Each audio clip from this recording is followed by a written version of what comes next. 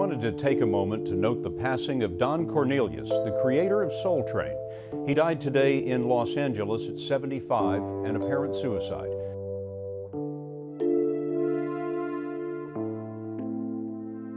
Soul Train wasn't just a TV show, it was a whole vibe. Bright lights, smooth moves, and legendary music filled every episode. It brought black culture, soul, and style into America's living rooms every weekend. But behind the smiles and dance lines, not everything was perfect. In fact, there was one moment so wild, so unexpected, that producers didn't want you to see it at all. This wasn't just a blooper. It shook the show to its core. Some say it even played a part in its downfall. So, what really happened on that stage that day? Why was the show canceled and why did it never air again? Join us as we dig into the infamous scene Soul Train tried to hide, the chaos it caused behind the scenes, and how it changed the future of the show forever. The beginning of a cultural movement.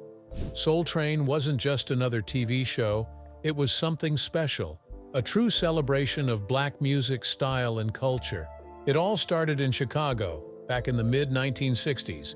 A local TV station, WCIU, began airing dance shows like Kitty A Go-Go and Red Hot and Blues. These shows were a hit, especially the one with mostly African-American dancers. That's where the idea for Soul Train began to take shape. Arguing Soul Train was to American Bandstand what champagne is to seltzer water. Don Cornelius, who worked at a Chicago radio station, was also hosting live music events at local high schools. He called these events the Soul Train. The crowd loved it, and so did Cornelius. He believed that black music and talent deserved a place on television, and soon that dream came true. With a small budget and black and white cameras, Soul Train premiered on WCIU on August 17, 1970. It was a live afternoon show. The first episode featured Jerry Butler, the Chai Lights, and the Emotions. Even though it was simple at first, it had heart, and that's what made it work. Cornelius hosted it with energy, and a local dancer named Clinton Gent helped him out before moving behind the scenes. But Chicago was just the start. Something bigger was coming. But before we talk about that, let's take a closer look at the host who gave life to the show. The show that changed everything. You see, Soul Train wasn't just a show, it was a weekly ritual. Every Saturday, families would sit in front of their TVs, waiting for that famous theme song to play. For many, the week didn't feel complete without it. The bright lights, the smooth dance moves, and the cool host made Soul Train a must-watch. It was more than just entertainment. It gave black music, black fashion, and black culture a national stage. People saw themselves on screen, not as background characters, but front and center. The show launched careers too. Stars like Jody Watley and Rosie Perez got their start there. And over time, Soul Train became the longest-running TV show of its kind. Behind the scenes was Don Cornelius. He wasn't just the host. He was also the mind behind the whole thing. Calm, smooth, and serious, Cornelius brought a cool that everyone remembered. When he died in 2012, fans around the country dressed up in 70s clothes and danced in tribute. That moment showed just how much Soul Train meant to people. But how did Cornelius come up with the idea? And what made it grow into something so powerful? The birth of a legend. Don Cornelius was from Chicago. He had a strong voice and even stronger style. Before Soul Train, he worked as a radio DJ and news reporter. He also hosted dance parties at high schools around the city. He called them the Soul Train. He would ride the train across Chicago to reach different neighborhoods, bringing music with him. That's where the name came from. Eventually, Cornelius got the chance to put his show on local television. It was small at first, black and white with simple sets, but the energy was real. The dancers brought life to every song, and viewers at home felt like they were part of something new. Nelson George, who wrote The Hippest Trip in America, remembered those early days well. He said he and his sister used to sit in front of the TV every Saturday morning in Brooklyn. First it was a small black and white screen, then they got a little color one. They'd watch the moves closely. Later that night at school dances or block parties, everyone would try to copy what they saw. It was a very 360 cultural experience, George said. The show wasn't just about music. It taught people how to dress, how to dance, and even how to do their hair. The afros, the bold colors, the California style, it all came through the screen and into homes across the country. It brought joy. And even more important, it brought unity, but it also arrived during a time of serious change in America. A new voice for Black culture. When Soul Train started in 1971, the country was still feeling the effects of the 1960s. Civil rights protests had rocked the nation. Black mayors were being elected in big cities for the first time. The fight for equality was still going strong. Into that world came Soul Train.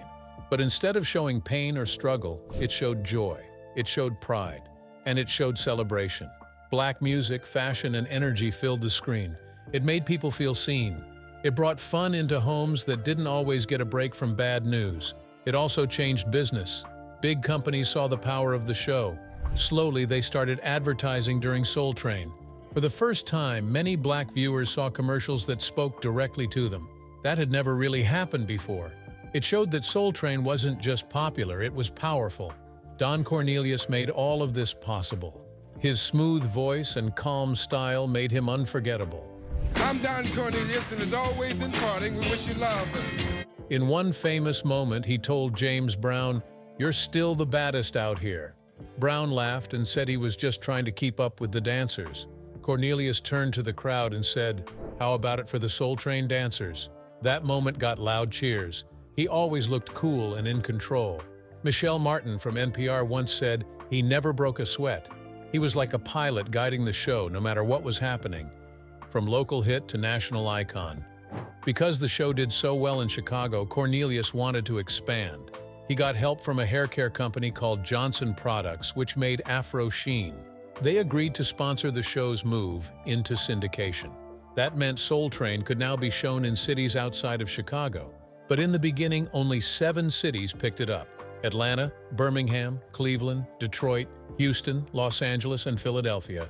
Still, that was enough. Once people saw it, they couldn't get enough. By the end of the first season, all 25 target cities were airing the show. The magic had spread. Back then, there weren't many shows by Black creators for a Black audience. The only other one on national TV was Soul, a public television show. So Soul Train was a game changer.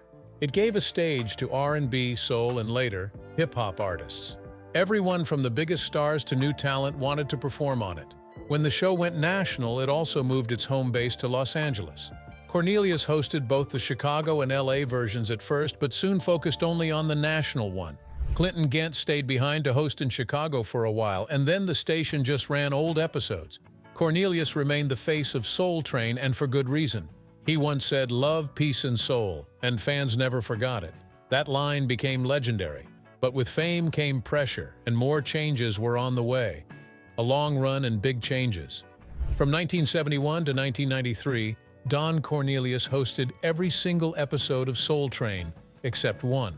That one episode was hosted by Richard Pryor at the end of Season 4. But for the rest, Cornelius was always there, smooth, calm, and always in control. In the mid-1980s, the show made a big move. Tribune Entertainment took over the syndication deal. That meant they were now responsible for getting the show on air in more places. Cornelius stayed on as the host and creative leader, and the show kept growing. But after 22 seasons, in 1993, Cornelius stepped away from hosting. He still worked behind the scenes, but others took the spotlight. For a while, different celebrities hosted the show. Then, in 1997, a new host arrived, comedian Maestro Clark. After him came Shamar Moore in 2000, and then Dorian Gregory in 2003. These changes gave the show a fresh feel. But some fans missed Cornelius. He had a way of connecting with the audience that was hard to replace. Still, the show kept going, always bringing music and dance into people's homes. Speaking of which, Don Cornelius wasn't just a host. He was the brain behind Soul Train. Don Cornelius had a vision. He had a deep voice, a smooth style, and a sharp business mind. What made him different was how closely he understood the streets and the needs of Black people in America. As one writer, Hanif Abdurraqib, said, "Don had an eye towards the streets, and so therefore he had a distinct understanding of the needs of Black folks. Everything about him was cool. His baritone voice, his afro, and his confident look gave Soul Train its hip factor. As author Erica Blount-Denois explained, Soul Train had the hip factor, and mostly because Don was so hip. Cornelius didn't just want to entertain, he wanted to own something big. In 1971, Soul Train moved to Los Angeles and began airing across the country. That made Don Cornelius one of the first black men to own and produce a nationally syndicated TV show. He had a choice: grow fast or grow smart. According to Abdurraqib, Don's thinking was simple: how can I keep this mine? Not every city aired the show at the same time. In places like Oklahoma City, some fans watched episodes a week late compared to other cities.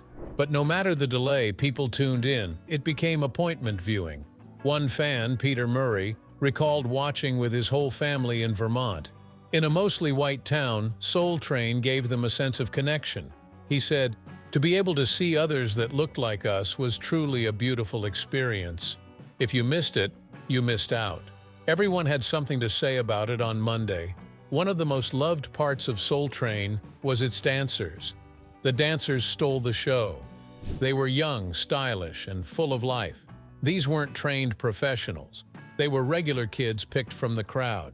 They brought their own moves, their own clothes, and their own spirit to the dance floor. Erica Blount-Danois put it best: "There was nothing like Soul Train on TV, where just regular kids were the stars. These kids were from the neighborhood, kids who hung out at rec centers and danced with friends. Suddenly they were on national TV, showing their moves to millions. Soon people were lining up around the block just for a chance to be on the show." Dancer Cheryl Song said it was her way of expressing herself. "It was so freeing to be able to dance and feel the music," she shared. And she wasn't the only one who felt that way. Randy Thomas, another dancer, said the show gave people a foot in the door of the entertainment world. Don gave professional artists a mainstream platform and unprofessional dancers a place to be themselves, he explained. Even the fans noticed. Cheryl Song became a favorite. Her long hair almost touched the floor and her dancing stood out every week. Viewers tried to copy her moves at home. The dancers became stars in their own right. Monique Moquet Chambers, also a dancer, said the team became like family. "We would clown and just have a good time," she said. On screen, it looked like a big stage, but it was smaller than people thought. Full Force member Bow-Legged Lou visited and said, "The set is not as big as I thought it was, but everybody's rocking and rolling." These dancers brought energy, passion, and creativity. They made Soul Train more than just a music show, it was a full experience. And with that came unforgettable performances. Music that touched the soul. The stage of Soul Train became home to some of the greatest names in music. From Aretha Franklin and James Brown to Outkast and Mariah Carey, everyone wanted to be on the show. It was a space where artists felt at home, especially black performers who didn't always have a platform on national television. The connection between dancers and musicians was real. Author Christopher Lehman said, "The dancers and performers had a symbiotic relationship. That means both sides needed each other. The singers brought the music, the dancers brought the energy, and together they created magic." A perfect example is the Jackson 5. In 1973, they performed the robot dance on Soul Train. But did you know that they learned it from the Soul Train dancers? That's how tight the bond was between the performers and the crowd. There were also unforgettable moments with artists like Marvin Gaye. In one episode, he sat down on stage and talked with fans in the audience, just like a neighbor. Abdurraqib said that Don Cornelius made those moments possible by creating a space where even the biggest stars felt like regular people. And then there was Al Green. His voice had so much power that viewers couldn't look away. "It's like you're in a church," Blount-Danois said. She added, "Every time I watch it, I have to stop. You're taken in by him." These performances were more than just songs. They were moments. Moments that stayed with fans for life. But when Don Cornelius stepped down, the show changed. Over time, the styles changed. The music shifted from classic soul and R&B to newer genres like hip-hop. But the show stayed true to its roots, celebrating black talent and culture. And then, it all came to an end. The beginning of the end. By the time Soul Train reached its 35th season in 2006, things had changed. The once powerful show that brought soul, R&B, and hip-hop to millions of viewers was starting to fade. The show stopped making new episodes after the 2005-2006 season. Instead, the producers played old clips from the 1970s and 1980s under a new title, The Best of Soul Train. It was the first sign that something wasn't right. One big problem was the ratings. Fewer people were watching the show. In fact, the Nielsen ratings dropped below 1.0. That's very low for a show that once had millions of viewers. Most of the stations airing Soul Train by then were either Fox affiliates or small independent stations. Many of them moved the show from Saturday afternoons to late-night time slots. This made it even harder for fans to keep up. Then came another blow. Tribune Entertainment, which had helped distribute the show, announced it was shutting down in 2007. This meant Soul Train had no one to help get it on air. Don Cornelius, the show's creator, tried to save it. He made a deal with Trifecta Entertainment and Media, but even with that deal, things didn't get better. The magic of Soul Train was slipping away. But still, the trouble wasn't just about ratings or TV time. Behind the scenes, a storm was brewing, and it involved the dancers who helped make the show what it was. You see, behind the scenes there were some hard moments, and not all the stories were happy. Behind the music and the moves, not everyone had an easy time on Soul Train. Rosie Perez, a dancer who later became a star, shared her own story. In an interview, she said Don Cornelius pushed her to dance in a way she didn't feel comfortable with. When she refused, things got heated. It became physical. She said, "The only thing I could grab was the two-piece Kentucky Fried Chicken dinner they provided us as payment." She threw a greasy chicken wing at Cornelius and hit him in the head. "I was mortified," she said. Nelson George explained there was more behind that moment. Cornelius had wanted Rosie to join a music group he was putting together, and she said no. That caused tension. She was one of his favorite dancers for a long time, but after that, things fell apart. Still, Cornelius stayed strict about the show's style. He allowed some moves, but didn't want anything he felt was too much. He even made singers redo their performances if they didn't lip-sync correctly. He wanted Soul Train to look polished and sharp, and he was also a smart businessman. Like Desi Arnaz with I Love Lucy, Cornelius owned the show. That was rare back then, especially for a black man in the TV world. He found sponsors and worked with independent stations across the country. It wasn't easy. Nelson George pointed out that the show didn't go national overnight. In some places, it aired late at night, even close to midnight. But slowly, station by station, Soul Train grew. Unfortunately, Cornelius's life didn't end on a high note. His later years were hard. He had a rocky marriage, a painful divorce, and was struggling inside. In 2012, he took his own life. Nelson George said that no one saw it coming. Even Clarence Avant, his longtime business partner, met with him just a week before and said Cornelius seemed fine. Others also felt something was off, but no one expected the end to come so suddenly. And yet what Cornelius left behind was huge. He built something that shaped culture, style, and music for over 30 years. And to this day, people still remember the line that closed every episode. His voice calm and steady saying, "We wish you love, peace, and soul." The dancer controversy. Dancers were a big part of what made Soul Train so exciting.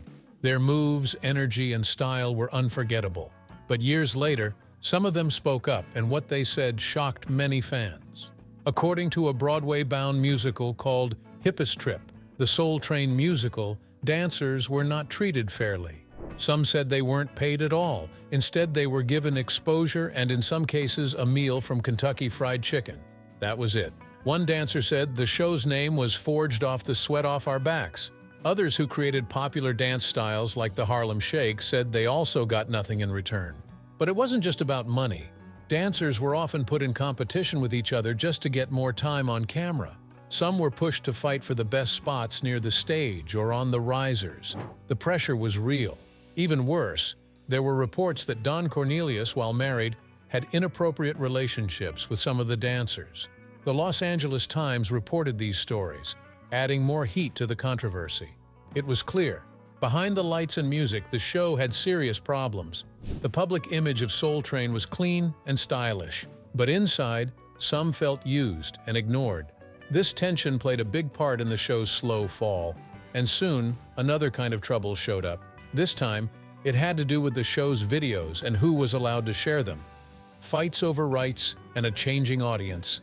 When Don Cornelius still owned Soul Train, he was very strict about how the show's clips were shared. He didn't like fans uploading videos to sites like YouTube. He also didn't want anyone selling old episodes on VHS or DVD without his permission. Copyright laws were used to take many of those videos down. That meant younger fans, who were used to watching everything online, couldn't easily find Soul Train content. At the same time, Cornelius was dealing with something else, a shift in the music.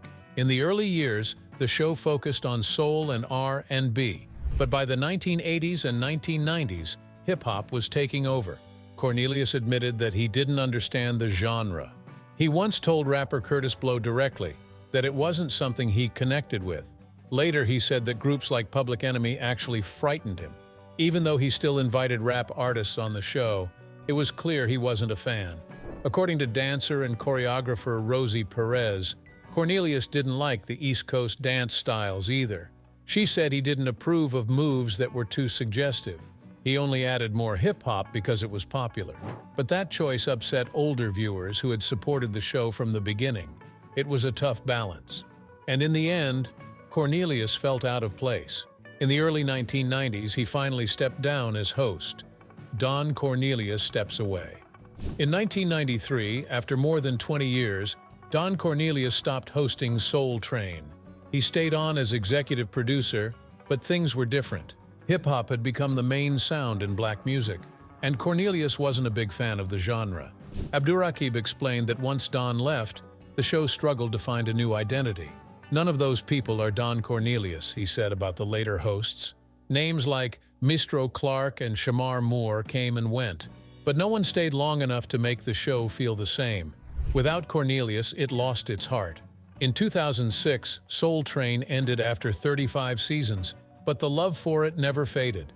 The show gave people a place to feel seen, heard, and proud.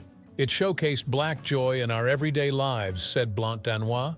It wasn't just about celebrities. It was about real people dancing after a long week of work. It gave a national stage to local talent that had never been seen before. And it didn't stop at music. The show also welcomed actors, writers, and comedians. Christopher Lehman said that Soul Train proved something important. TV could be diverse. It was not impossible, and it had already done it. For Hanif Abdurraqib, the real joy of the show was simple. It wasn't asking much of me other than, "Isn't this beautiful?" he said. And he was right. After more than 2 decades, Cornelius realized that the show and its audience had changed. The spark was fading, and by 2006, the show was off the air. But the brand wasn't dead yet. A new team stepped in, and they had big plans. New hands, new hopes. In 2008, Don Cornelius sold the rights to Soul Train to a company called Madvision Entertainment. The team at Madvision came from the world of media and publishing. They didn't share the details of the deal, but it was clear they had new ideas. One of the first things they did was open up the Soul Train archives. In April 2009, they launched an official Soul Train channel on YouTube. This was a huge change. Now fans could watch classic clips online. A few months later, Madvision signed a deal with Time Life to release DVDs of the show. This made it easier for new fans to discover the magic of Soul Train. In the same year, Madvision partnered with BET. Together, they brought back the Soul Train Music Awards, airing them on BET's spin-off channel Centric. They also began showing old episodes on Centric and Bounce TV. Then came another big shift. In 2011, Madvision sold Soul Train to a group led by basketball star Magic Johnson and the firm Intermedia Partners. This group had big dreams. They talked about making a movie based on the show, creating a live stage version, and even launching a cruise. As part of the deal, Magic Johnson's channel, Aspire TV, also began airing reruns. Soul Train was finding new life in new places. Cornelius stayed involved in some ways. He appeared in documentaries and special events celebrating the show. But sadly, in 2012, Don Cornelius died by suicide. His death shocked many people. He had created something powerful, something that touched millions.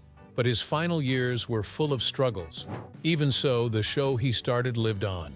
In 2013, BET launched the Soul Train Cruise. And in 2016, all the rights to Soul Train, the episodes, the award show, and the cruise were taken over by Paramount Global. Many people called Soul Train the Black American Bandstand. While Cornelius once saw Bandstand as a model, he grew tired of the comparison.